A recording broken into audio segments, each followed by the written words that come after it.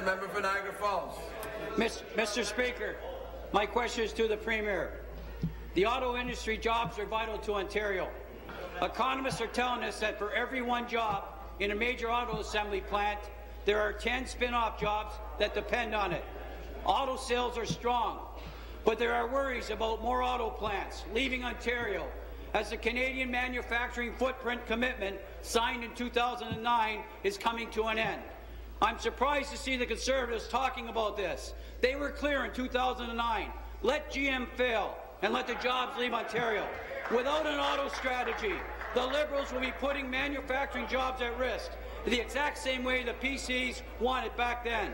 Will this government commit to a unified and integrated auto strategy for this province that will protect our manufacturing sector and keep good-paying jobs here in Ontario, places like Oshawa, St. Catharines, Niagara, Windsor, and Ingersoll? Premier. Minister of Economic Development, Employment and Infrastructure. Minister of Economic Development. Well, thank you, Mr. Speaker, and I want to thank the member for his passion for the auto sector. It's great to see that coming from the NDP. It's great to see it coming from the member. Because to be frank, Mr. Speaker, just a number of weeks ago, we announced a very significant investment in Alliston, $857 million investment by Honda to support 4,000 jobs and tens of thousands of other jobs, supply chain jobs, with an investment from the province of $85.7 million. And, Mr. Speaker, the view from the NDP was lukewarm at best. So if your position is that you support the investments we've made in all, we've invested, Mr. Speaker, $800 million over the last 10 years in the sector to accrue $10 billion of investment from the private sector in Ontario's auto sector. If you support those investments, Mr. Speaker, we're really pleased to have your support.